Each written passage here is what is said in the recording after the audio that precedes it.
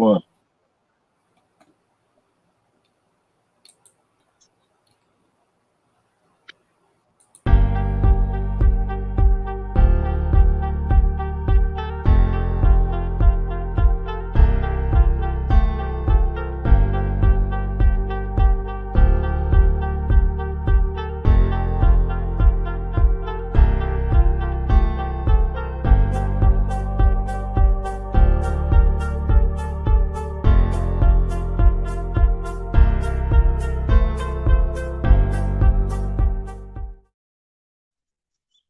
Nah.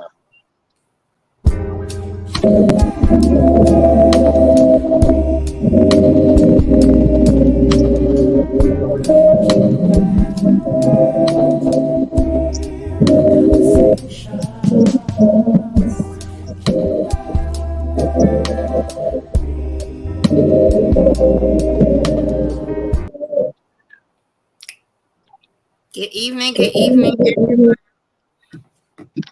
It is Thursday, June 22nd, 2023. We are live on Facebook. We're live at the YouTube channel. It's the name of the show. Please like, share, subscribe. Please tell someone. You don't want to miss this conversation. We're live on Twitter. Of course, as always, we are live in real life. It could have been another. I had another. I believe in 6 degrees of separation. You're literally one advice away, one help away from where you need to be in your destiny. It's been proven over and over again since we started this show. This one is definitely a special one, personally for me and for all those who are out here in social media world. I stated on Facebook that there are two men who are responsible for what I do, and I continue to do what I do. And this one that we're looking at right now, Wiley Dixon, main event, is definitely one of who continues to motivates, continues to push, continue to send people my way, and he don't have to. He once told me that he believed in me in day one since he met me. We have not met in person yet. Hopefully that'll change soon. But he believed in what I was doing, and he's been supporting me since then. So tonight, I want you guys to welcome Wiley Dixon, aka Main Event. How you doing? I like that intro. I might gotta hire you just for the intro. How y'all doing? We good. I'm pretty good. I can't complain. A lot going on, but I still blessed. Absolutely. I wanted to kind of get into a conversation about what you do and what you stand for. This is definitely a person who is definitely a celebrity. Hello, everyone. Please like, share, and subscribe, please. It's been since day one for the culture, for the community. He's always out in New Jersey doing something, motivating somebody. If it's not at the parks, he's on the side of the road looking at trash. He's out helping with the politics and lending. He's always doing something. And it's not just about basketball. One of the things, if you notice, I'm always pushing everything he does. He states that it's bigger than a brand. He always states that it's all about the culture, our culture back, preserving our culture. And he has a huge heart, you guys. We thought he was larger than life when he was playing basketball. The doctor in Union. So, man. I'm here. Thank you. Appreciate that. That's what it's all about. We take our, um, I guess, our expertise, our grassroots learning, you know, uh, non-traditional ways, but also keeping it grassroots. I come from that village that we're trying to rebuild. I don't want to use the word try, that we're going to rebuild. And that's what it's all about. Using our platforms and just trying to do for people, um, and also being a voice to the voiceless. Absolutely. Which you're very good at. When you come into any arena, any park, wherever, you demand respect. Learn that. I Uh, mean, you know, I guess it's a blessing when you doing things not even looking for those accolades, or looking for that or someone to pat you on the back. I guess the demand above, God gave me the opportunity to be able to portray a talent that people could actually see. So I think that helped as well. And he used us in different ways. And I thank him for using me that way because, like you said, I do get that a lot. You can walk in a room and things could shift. But it's all about the importance of what we shift in doing because, there's a positive and there's a negative. I just choose to be on the positive side of just humanity. Absolutely. Again, I'm always um, rooting. I'm not just a friend. I'm family. Uh, Facts. from was during the pandemic is when I connected with, and it was more like, okay, where's all the influence players at? I don't see them. I don't hear them. Where are they? And I knew some of them had passed away. And she was like, well, why don't you go on Instagram? By this time, everybody's in the house. We're all on social media. We're bored. Why not reach out? And I did. You wasn't first, but Shane was. And once I connected with Shane, Shane said, you have to connect with Wally. He's going to do it. And you did. And you have been um, instrumental of why I'm still here. You have been instrumental of why I do what I do because everybody that you deem dope, you send to me, and you don't have to do what you do. You just did it again today. So it's like um, I have to always pay homage to those who support me. You don't have to, and you always saying like, keep going, keep going. You have no idea what that does for me. Um, it's not easy. Nothing we do as trailblazers is easy, but I know I have you in my corner to always, even in the moments of you busy, can you talk? And you're always there. So I want to say thank you. Oh Wow. no, yeah, thank you, God, definitely. It take a special type person to. We have the podcast. I got the convo with Maine. We got the Street Ball podcast, Half Man and myself, producer Ian Kelly. Um, someone who takes a passion to tell other people's stories or give people a platform. So that take a special type person. So I saw that from day one. I even commend my partner, Cookie Humphrey, also my publicist. I commend her as well with the Compulsive Magazine. You know, you take someone taking time out their day to come up with a platform where people can share their stories. Ordinary people doing extraordinary things, and that's exactly what this show do as well. So that's why I just started watching. I was like, you know what, this is dope. Any way that I can help, I'm all about helping. I'm not looking for nothing in the long run or the short run. Just because I tell people we all have a story. It just have different music behind it. So you give them that platform to be able to share their stories, what good, bad, indifference, but it's dope what you're doing, as well as being a female doing it. Sometimes the men overshadow certain things, but you demanding it. That's why I see the driving Cookie as well. She's demanding it, and it's just a blessing to be able to be a part of it. So if I know there's someone doing something, because how many times do people get a chance for someone to call them and say, "Hey, I want you to be in the magazine," or "Hey, I want you to go on the show." So it's a win-win situation all around the board. And I look at it as just a blessing for we all to, we're setting the bar and the blueprint of how it should be. Like this should be normal to be able to hit someone up, and a person may not benefit from it, but to be able to have someone to share a story, or to do something for someone, and you do something for somebody, that should be normal. Right now, it's not normal. We don't look out for one another. That has nothing to do with the color of our skin, but just people in general, human beings, God's children. We should be looking out for one another when we can, because we never know who we may have to look out for, or who may have to look out for us. Absolutely. So, behind the scenes, he pushed himself so much, even in pain. He's constantly doing.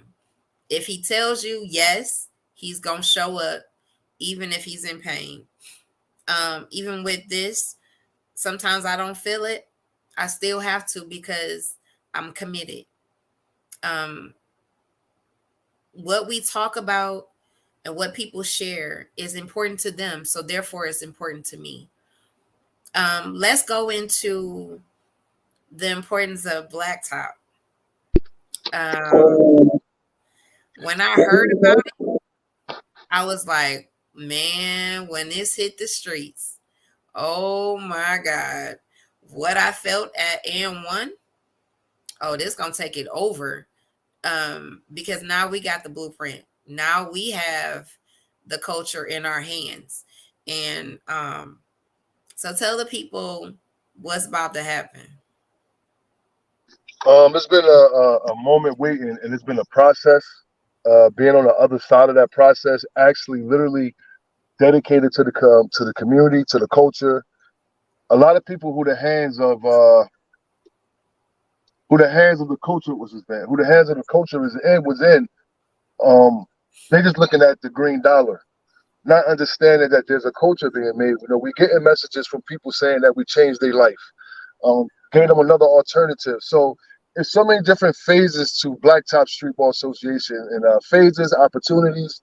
Shout out to all my partners, Mark Bullard, Mr. Idea, Nucci Rayo, Teddy Smith, um, Big Backing It's a whole list. We got a whole team. But it's a little different this time. I'm from the culture, birthed from the culture, and now we're parenting the culture. Parenting the culture is showing all of the aspects and the benefits, positive benefits from street basketball. It's no longer to where you just go to the park and it's just something that you do. No, we want to bring equity. We want to bring a value to where it actually starts, and it starts in the blacktop. But not only if you come to our event, um, you're not only going to see entertainment, but there's also education component as well. There's awareness component as well. We talk about prison reform. We talk about um, financial literacy. We talk about mental health.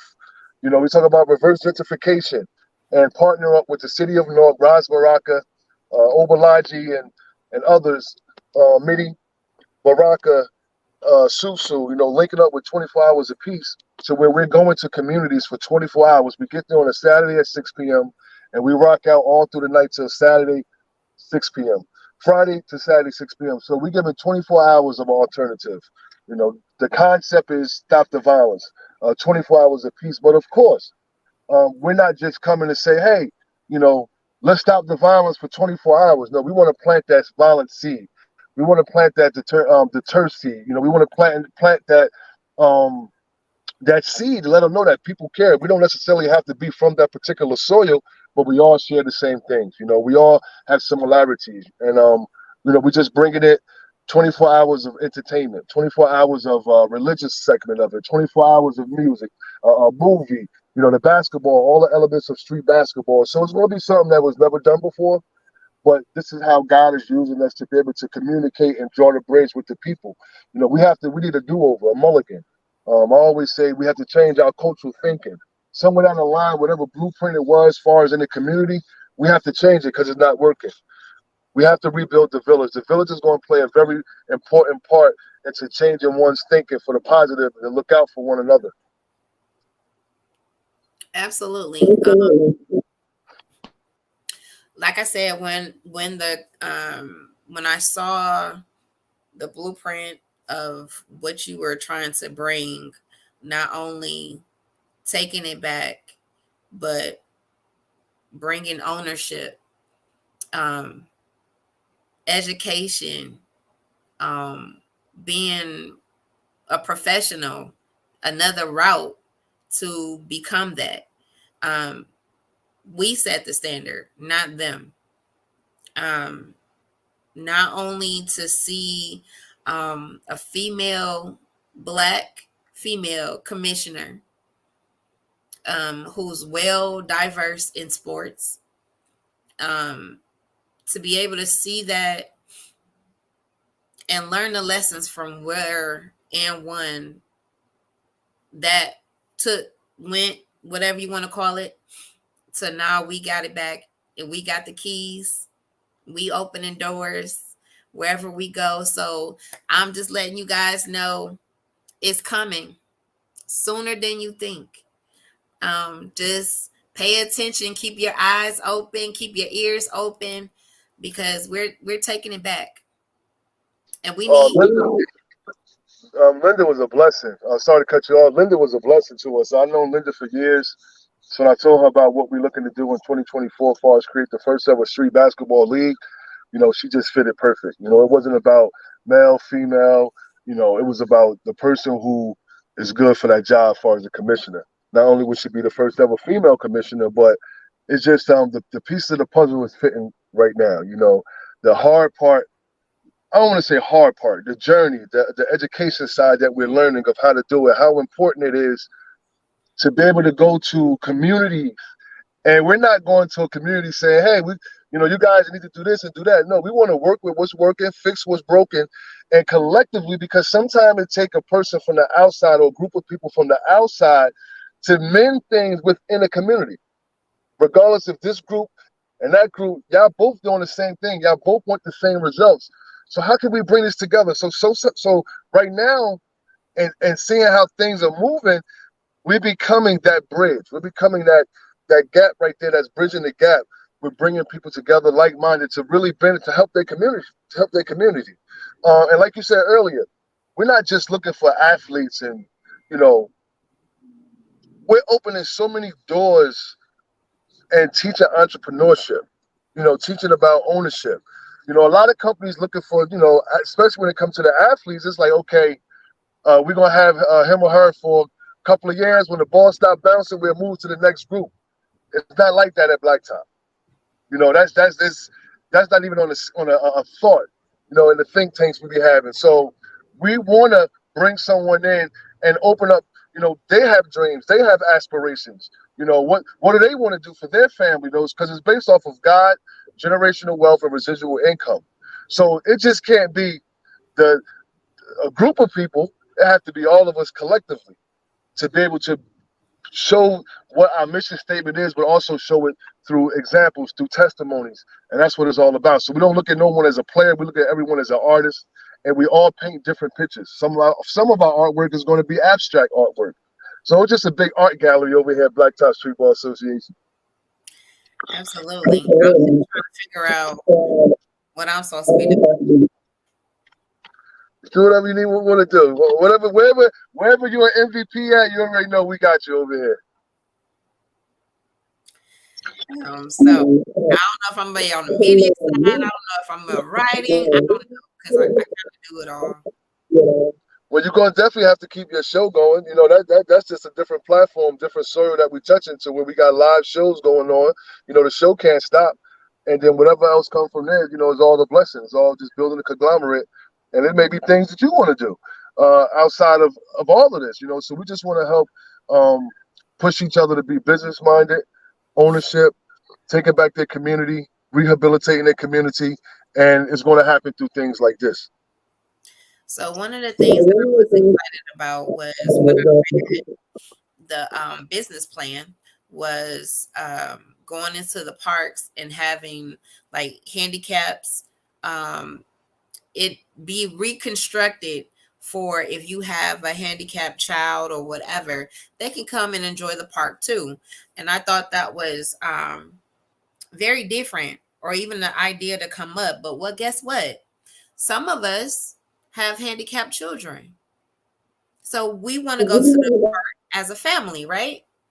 I don't want to be having to do something totally different out of my routine because there's nothing at the park that's for my child. And so I thought that was a very good idea to do also with, like you said, you're not just coming to the park to just play basketball. It's more than that. And so we also want to talk about culture. And this is the season, if I'm not mistaken, even though I'm not really into rap, but this is the 50 year of hip hop. So, from my understanding, back in the day when you guys were doing and one, it was the mixtape. So you had all these artists before they like blew up, that were going along with what they were seeing on screen and hearing together. And you guys are still trying to do that right now, correct? Yes, let's backpedal just a little bit. The importance of, uh, we don't really use the word handicap.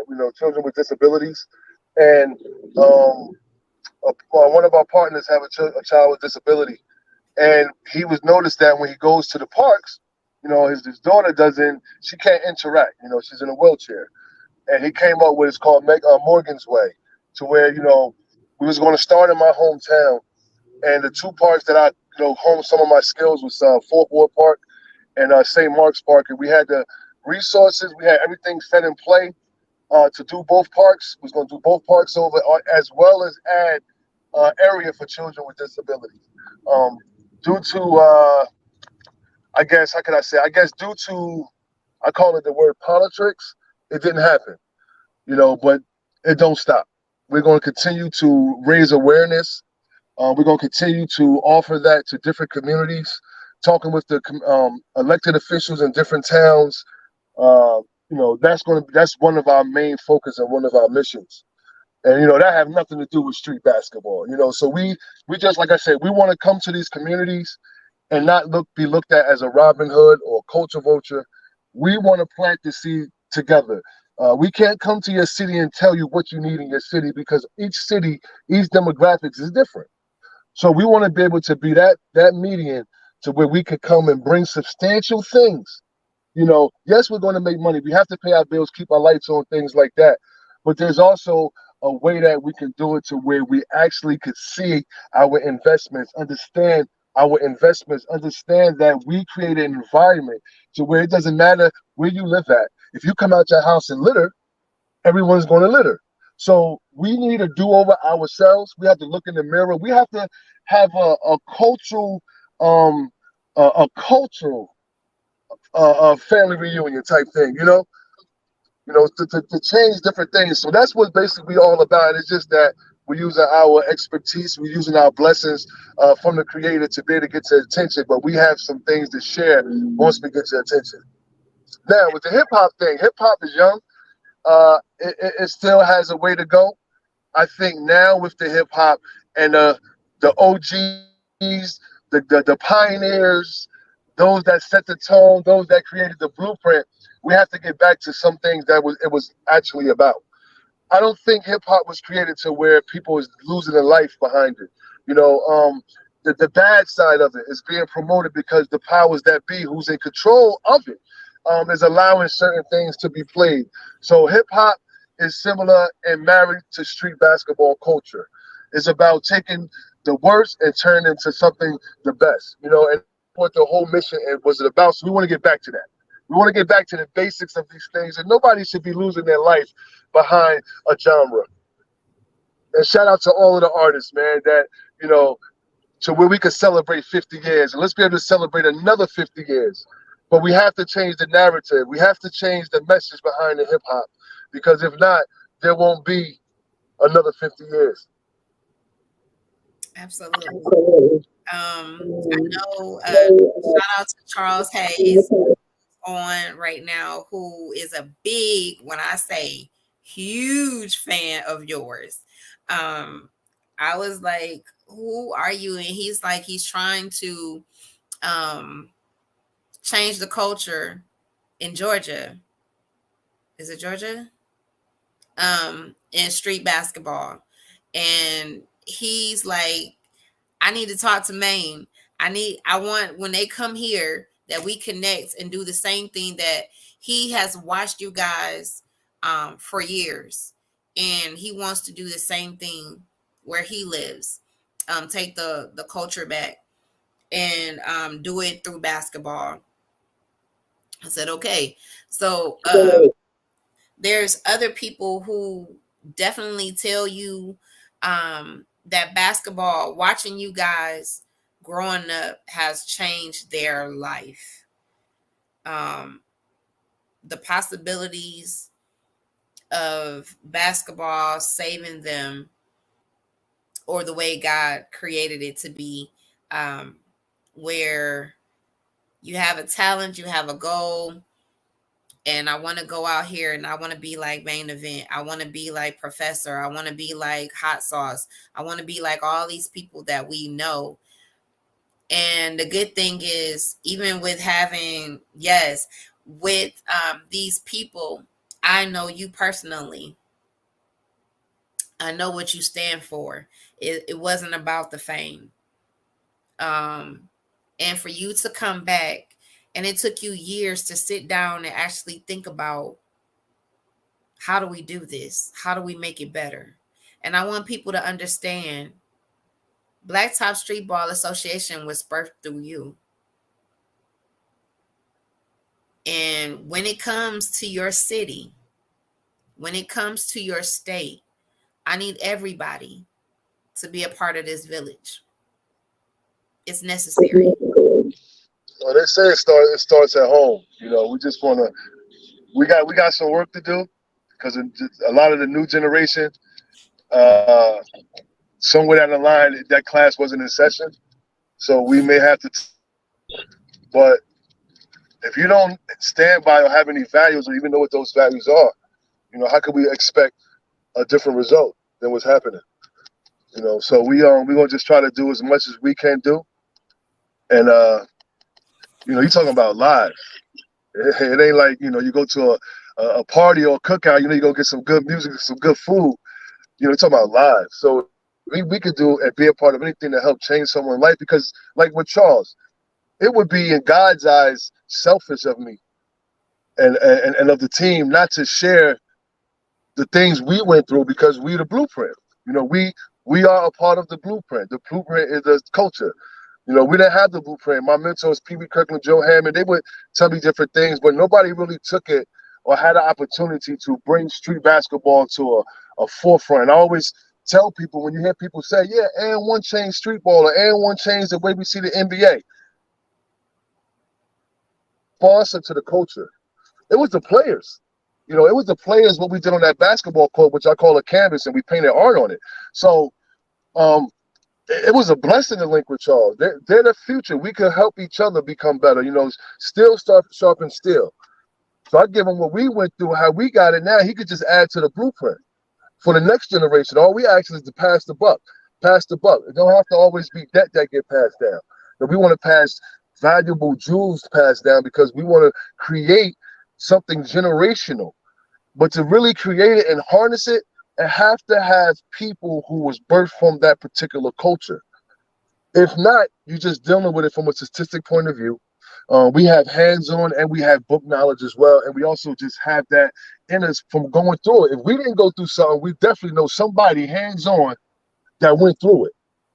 So we just here to play our part and run the play that the man above is drawing up. And no play is the wrong play with him. Some things we may not understand. Some things may happen because we are humans, but we don't take losses. Absolutely. We talked about what we want to talk about. We're talking about what we see in the news right now. Hey, Yusuf, what's up? What's up, cuz? Probably gotta sit down. What's up, cuz? That's another one. So if y'all in Texas and y'all want some cigars and get your hair cut, go see Mr. Jackson. And this is what I'm saying. Even the people that Maine talks to me or have or recommend to me, they're not just New Jersey people. And some of them are his family and some are not. But I have so many people when I get to traveling to go visit because of Main Event. Oh, my networking, man. That's cuz, yo. Love you, cuz. Yes, Yusuf is awesome. And he's another one that I had on the show last year. Time is flying. Again, we wanted to talk about also say a prayer for those who life was lost in the. It's not a submarine. I have been corrected. The vessel that was taking people to go see the Titanic. Researching, you only have 40 hours of breathable air. And after that, one of the people who has been on this journey at least 3 or 4 times have actually said in the first page of signing off, you could have the potential of dying 3 times. It said it in the paragraphs at least 3 times. They cannot find this this vessel. They've seen pieces, but they don't know where it's at. So it was 5 people aboard this vessel. So again, this happened on Sunday. It is now Thursday, and we're beyond 40 hours. So I think certain, you know, we send our condolences and everything to the family. Even, you know, I don't want to use the word condolence because we don't know what's going on. You know, certain things. I don't know. We just gotta send our prayers, you know, because certain things for me, I just talk about me because I don't want to talk about no one else because I don't know what no one else, you know. But for me personally, there's certain things I know that it's just not meant for me to do. And personally, that would be one of them. If God didn't have something so we could go down anywhere and go mess with anything like that, you know, I'm not going to be the one to create something and say that I did it. You know, for whatever reason, this is for me. You know, planes, we gotta get on a plane, we could go and do stuff that man just can't do without, you know, but you know, it's just a sad situation. It's a sad situation. But how do we know if they wasn't happy? Or we don't know. That's why we could just speculate. We don't know. we don't know. Just send our prayers to the family. If you have to sign a waiver, if it's not to save a life, I should have to sign a waiver or be willing to do something that I can lose my life. You know, so if you sign a waiver to save your life, not to, you know, tell you that something can happen. But shout out to the families, those that all played a part into the to looking for them. You know, we just everyone that helped out, all the other countries, everyone that helped out with this. That's what it's about. And it goes back to sometime it take a event to happen that help bring us together, but we forget. Like somewhere down the line, we forget. We forget these moments. We forget 9/11. You know, we have to still be together. We still have to look out for one another. So we have to always learn something from something that we may call a catastrophic event or something that happened crazy. We got to remember how do we rebuild? But somehow that stuff go away, and we just want to say, we send our prayers and condolences, or just we still praying for them to find them, you know, here. Yeah, I think it's a joint effort to try to find them with USA and Canada to try to find them. God can do anything. God could be put them in a bubble. Who knows? We just be prayerful of them being found. You know, God is the oxygen. So if they saying that they can still, you know, be here with us, you know, the oxygen, then we really ain't got much to worry about. You know, He is the oxygen. He created the oxygen. So He, you know, but we're just gonna pray for the best. And like I said, if you're not signing a waiver to save your life, don't sign a waiver that can, you know, projectually take your life. Absolutely. Um,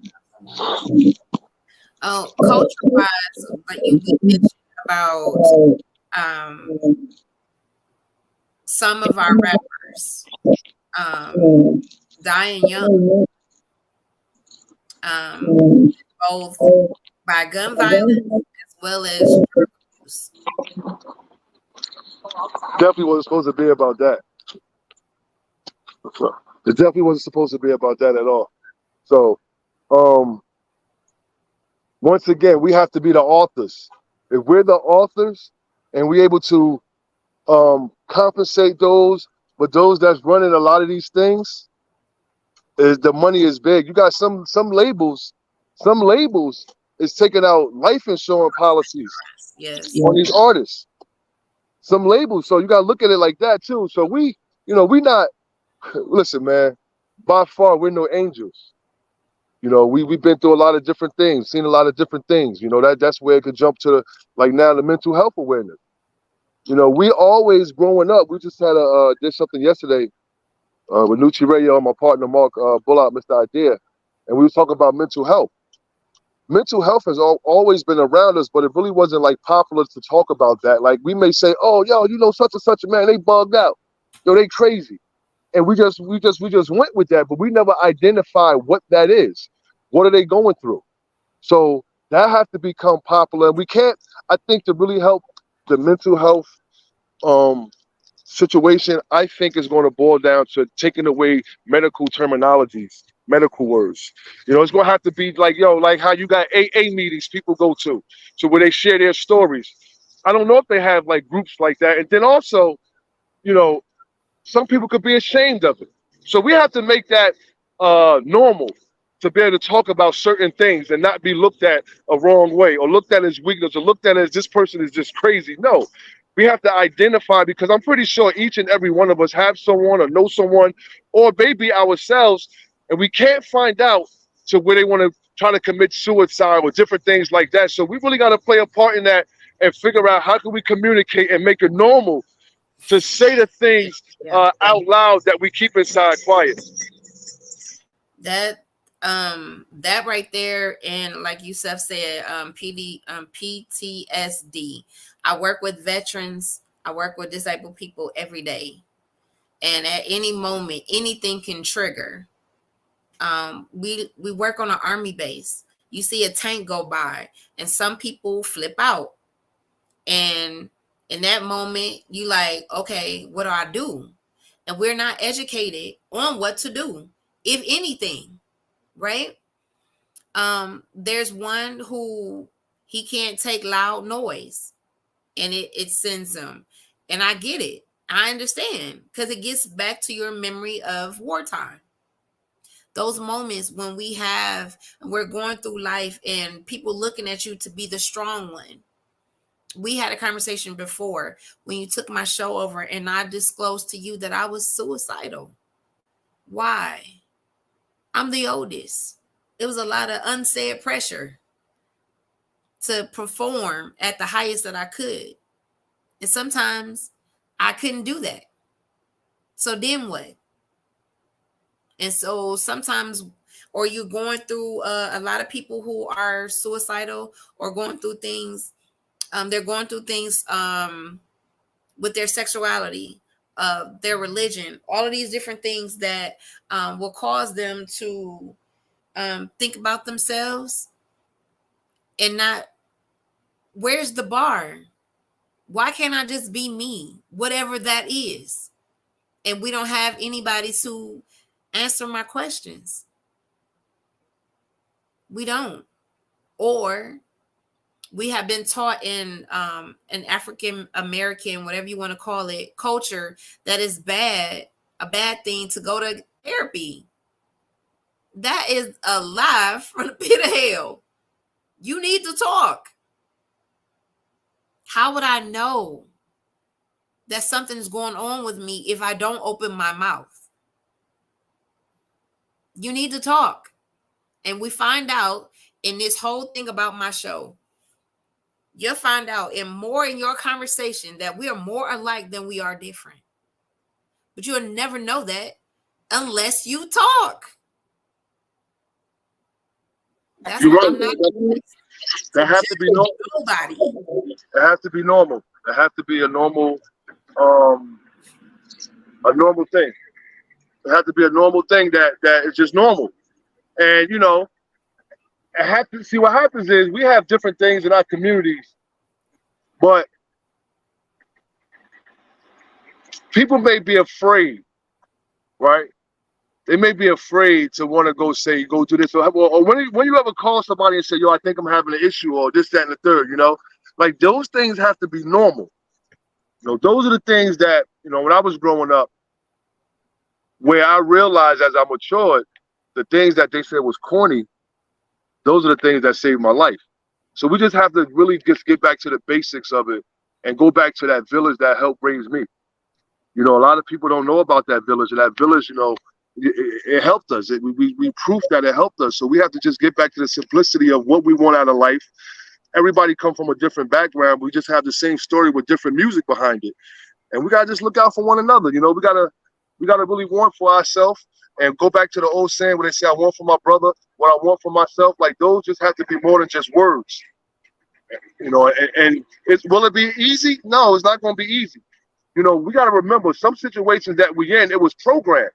There was a blueprint for some of our conditions. There was a blueprint. There was a mastermind, genius, deck, as they say, a business deck or whatever. There was something that was put in place to have us in certain conditions. I'm not looking at that and saying that that's who we blame, because we have to take the self-blame and say we can't keep certain things. We just can't keep repeating. Um, Generational wealth, residual income, we got to repeat that for the right reasons. But we have to just get back to the basics of what it is. I went to Disney with the family, and they had this ride where it show you how like technology started. So for me, I embraced the technology we have now because I saw how it really started.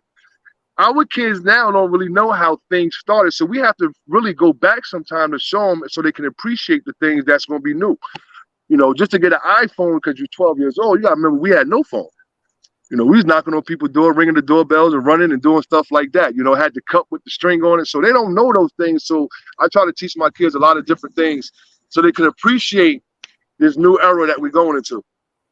Absolutely. I think for me is one thing me and you talked about the other day on Father's Day. And it's sometimes, oh God, to see your superhero as a human. We always put our person as the Clark Kent and Superman. And around this time, it's always hard when you realize your superhero is not here no more. Who do you look to? Who do you have in your village? Not to say to replace them, but to be able to be there when I need you, right? I said, "You good?" Like, "No, I'm not good. Just remembering my dad today." I'm like, "I understand." Time, yeah. When you hear it, when you see it, you like, I don't want to hear in time it's going to get better. I want life back in my father's body. But that ain't got nothing to do with me. And so even in those moments, and when we talk about the village and we being transparent and honest with each other, I was able to minister to you because I've been there. I know exactly how it feels. Is it the same? No, because your dad, my dad, my dad. We just have this thing in common that they're no longer here. And so sometimes, even in this, people don't want to talk about grief. It's a forbidden thing. Only people that really talk about it is people who are in the church. They don't want to talk about those moments when I see a memory or I hear his favorite song, how do I feel? Because that's what it was ingrained. So when we talk about culture, we need to talk about all of it. And grief is one of them. We don't talk about it. We put it in the back room, in the closet, and every now and then we might open the door a little bit. So one thing about you that I love the most is, even though I might see you or other people see you as a superhero, you still take off your cape and let us see that you're human. That's first and foremost. I was like, um, I wasn't raised like that. It was more like, my grandmother was the backbone. My grandparents, um, my dad and my mom. I never like actually lived in a house with them together, but I had both of my life. And my pops, he's a hard worker, and he used to buy me. I think I was in like sixth, seventh grade. He used to buy me Bally shoes and all these different clothes. Bally's, they was like $500 a shoe, and he would always tell me, "Yo, listen, you're not better than nobody. It's just that I'm able to do this right now." And then saying how my grandmother used to like, we had an attic, and she used to always have all of these clothes, and I'm like, "Yo, what you doing all these clothes? You can't even see the beds up here." But I'm starting watching her. I'm getting a little older, and she used to give out stuff to the community, and you know, going to. I said, "Man, you went to another funeral?" She's like, "Yeah." I said, "Do you know them?" She's like, "Well, I'm pretty sure when I get there, I'm gonna know somebody." And she just wanted to be there for the family. So you learn all of this stuff, especially when you're young. You're like a sponge, and I thank them for that. You know, for giving me a balance of showing that if you was to do something this way, this could be the result, versus doing something that way, it could be the result. So I kind of was able to be in the middle to see and know that at the end of the day, my good had to overweigh my bad. Like I said, I wasn't no angel.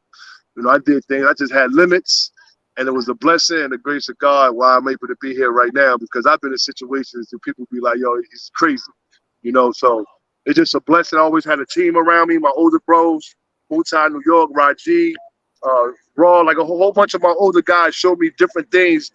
They showed me, but they wasn't showing me, if that makes sense. So it was like they protected me. I was an athlete, you know, just before being vocal, and just I was just able to learn from almost every aspect of life.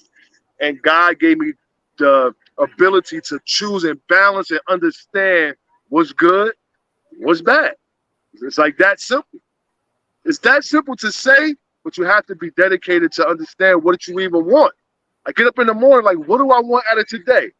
Like, what is my goals today? We just can't go with the motion. Like, what am I doing today? Am I going to be in a position to bless someone, or someone bless me, or vice versa? Or am I here to be an ear for somebody today? To continue to try to do it, and with as much as I can to provide for my family, to show them that they got to do this one. Like what? We just can't get up and go with the motions. See, when you get up and just go with the motions, you become a volunteer of society ills and negatives, because you got up with no mission. You had no plan. You just you know what I mean? So you gotta have something, on that board to look at to see what your day gonna be like. And the first thing for me is to giving God his praise. That's the first thing. From there, everything else is just a domino effect, versus me getting up listening to some vulgar music to where someone could flip the bird at me. And I'm like, yo, what? But in my state of mind at between 9 and 9:30 in the morning, if you don't catch me before that, it's over with. It's the protected shield is over. You know what I mean? So I keep that God to keep me grounded. So for those who don't understand what he's saying, between 9 and 9:30. So main event and Mr. Idea, Mark Bullock, gets on Facebook every morning and they pray. Is it a long prayer? No. But they get up and they pray. They have everyone, not just men, not just women. And sometimes if you catch them, they might ask you to come on and pray. But they're on top of the morning on Facebook. They're praying. And I said, ooh, that is good to see men pray. It's not corny. It's not like no. They're starting their morning off. Sometimes Mark has his kids in the car. They're on a mission, going somewhere, but they're always still on point every day to pray. That was a dedication I had to carry on because me and my dad, before he passed, like we was on every day. Like, you know, he was on the prayer line, we on every day. So, you know, it helped me. Mark helped me, and he come from a religious background. You know, his parents pastors. So it was just perfect. Like God saw this way ahead of time. You know, and we push each other. But like I say, starting the day off in that mindset, it's hard to really, you know. And I wasn't always like this. Like the least little thing, I'm like, I just snap. But now it's like when you really get the scope of what it is, you know, like really what would Jesus do? Like don't just have that on your car or have a sticker. Like really, what would he do? And you know, we think our conscience is different now. You know, my first choice is different now. It's a thought choice. You know, so it just helped us, man. It just helped me with the day. And once again, we know saints, things are going to happen. We just ask for God to forgive us. We ask for his grace. We ask for his mercy, you know. No matter how many times we may do something we don't supposed to do, he's never going to give up on us, you know. And hopefully we learn from each and everything. But he puts people in your life. That's one thing I love. He puts people in your life that you will never even see coming. It'd be so crazy to where he may put somebody in your life and you like, wow, this person knew me all my life and we're not there for each other. You know, so I just take everybody, you know, their time. I treat everybody the same. You know, I'm also, you know, I'm a man, I'm a human being. You know, you crossed me, you lost me. You know, I was also raised about the 360-degree circle around my personal property, you know what I mean? So, but we just do things a little bit different now because of our maturity and because of the connection that we have with the God. Absolutely. I know you have something to do, and it's almost 8 o'clock. So I do have a couple of announcements to do, and I'll let you have last words, and then yeah. So It's real simple. I just want to shout out my bro, Ferg family. Met them years ago. This is actually D Ferg is ASAP Ferg, the artist father, and this is his uncle. Uh, Mike Ferg will be blessing me, you know, with the gear. I've been a part of the family for a long time. So shout out to Ferg 54, Lady Ferg, my whole team, my family, Black Top Streetball Association, so many to mention, all of you guys, you know, everybody, and hold me accountable. Yo, hold me accountable because if I'm telling people that I'm going to hold them accountable, especially these elected officials, hold me accountable for my actions. Make sure my words equal up to my actions. We could talk all day. We could talk. I got receipts, and I say that humbly. We have to have receipts if we want to be the leader. We got the flock or whatever. We have to have receipts to show that we're not just talking. We have testimonies. We got results. Was it easy? No, it wasn't easy because things that come easy could go easy. And the last thing I'm gonna say is this: make sure your next shot is always over your opponent and never at your opponent. God bless you all. Thank you, sis, for this opportunity. Keep being great on purpose and never give up. Chase your dreams. Still think. And God bless y'all. I love y'all. I ain't did my church announcements yet. Excuse me, ma'am? I said I haven't did my church announcements yet. Your church announcements? Yes. Oh, well. I'm about to do them.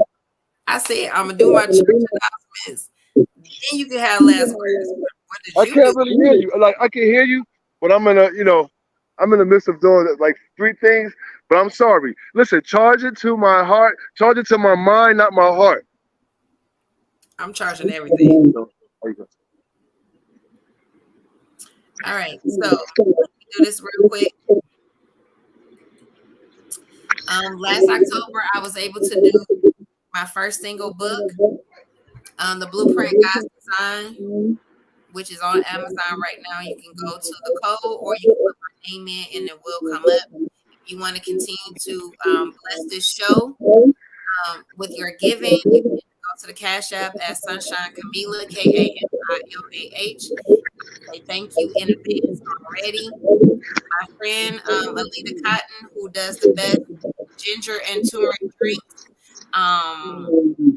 Her phone number is 313-380-0321. Her business, ACC's. On Facebook, she is AYEEE. Black Lives Matter. What did I say? What's the other thing? Black Lives Matter, and what that was? Did the other one say? What did it say? What you say? Black Lives Matter, and what else did it say? Don't let me die in custody on because on Front Street. Right now, I'm out here. I'm in North New Jersey. My cousin Bob Sumner, who's behind a lot of the comedians for Def Comedy Jam, he's doing something here tonight. So we're at the legendary Symphony Hall. So I'm at a legendary marquee right here. You know, like it's official. There's been a lot of great things that came through here.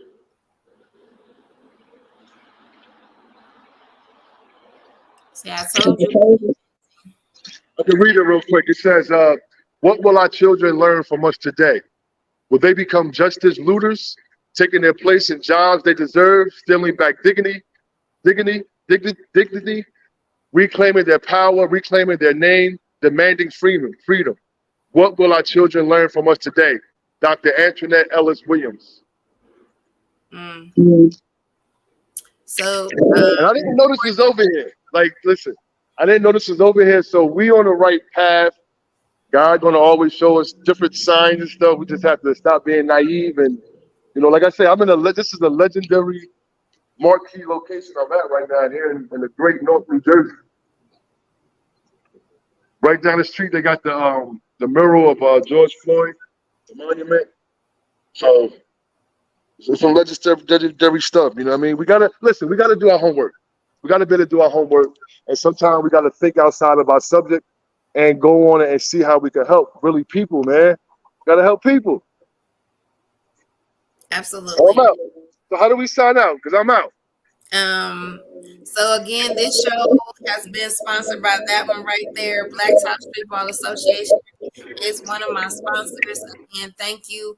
Waffle Cafe Detroit with Larry, which will be on this Sunday, Monday through Saturday, 8 a.m., 6 p.m., 18685 Livernois. Again, this has been an awesome conversation with the Wally Dixon main event. He is about to go into a Def Comedy Jam event again, and he took the time to talk with us tonight. So again, thank you. I will be on Sunday at 5 o'clock. Please let somebody know. Again, see ya. So peace. Make sure your next shot is always over your opponent and never at your opponent. God bless you all.